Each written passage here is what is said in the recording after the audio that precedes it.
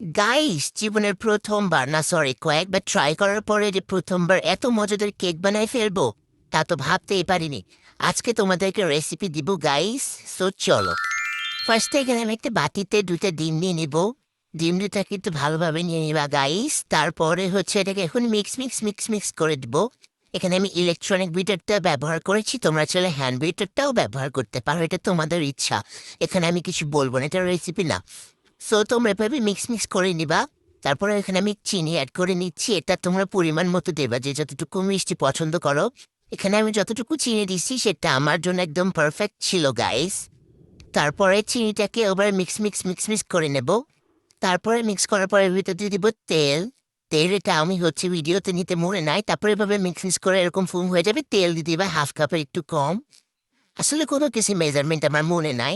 তারপরে হচ্ছে এরকম কাপে হাফ কাপ আটা দিয়ে দিব, মানে সাদা ময়দা ময়দা যেটা। কোথাও আটকে যায় গাইস, কি একটা রেসিপি ভিডিও দিই, কি একটা ব্লগার। তারপর এখানে হচ্ছে বেকিং পাউডার আর হচ্ছে বেকিং সোডা দুইটাই দিয়ে দিব একটু একটু করে। তোমরা এখানে পরিমাপটা দেখে নাও গাইস, আমার আসলে পরিমাপটা মনে নাই। হাফ এক চামচ করে দিলেই হবে এরকম।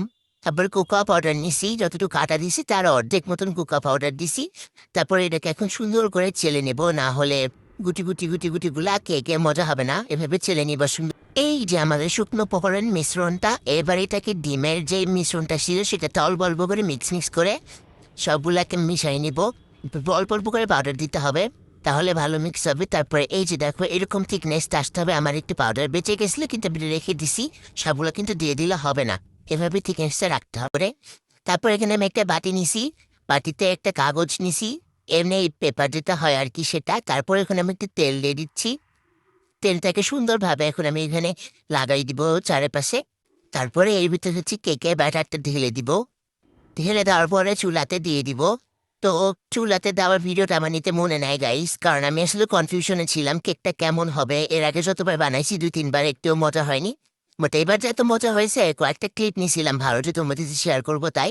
আর চুলাতে দিয়ে দিবা হচ্ছে একটা ফাঁকা কড়াই নিবা, লোহার কড়াই যেগুলো হয় বড় একটা। তারপর ওর ভিতরে একটা স্ট্যান্ড দিয়ে 10 মিনিট কড়াইটাকে লো হিটে হচ্ছে হিট করে নিবা, চুলাটাকে আস্তে দিয়ে। তারপরে হচ্ছে এই কেকের বাটিটা ওর উপরে স্ট্যান্ডের উপরে বসাই দিবা, দিয়ে ঢাকনা দিয়ে এরকম 50 মিনিট মতন হিটে রাখলেই হয়ে যাবে কেক, অনেক মজাদার। এই যে দেখতে পাচ্ছ ফাইনালি আমার কেক রেডি। আর এটা যে এত সফট হয়েছিল, তোমরা বাসায় একবার ট্রাই করতে পারো। সো রেসিপি ভালো লাগলে অবশ্যই লাইক দিবা আর কমেন্ট করতে ভুলবা না। তোমাদের দেখায় দেখায় বানালাম, কিন্তু একা একা খাইতে খুব কষ্ট লাগছে গাইস, তোমরা বাসায় বানায় অবশ্যই খায়ও।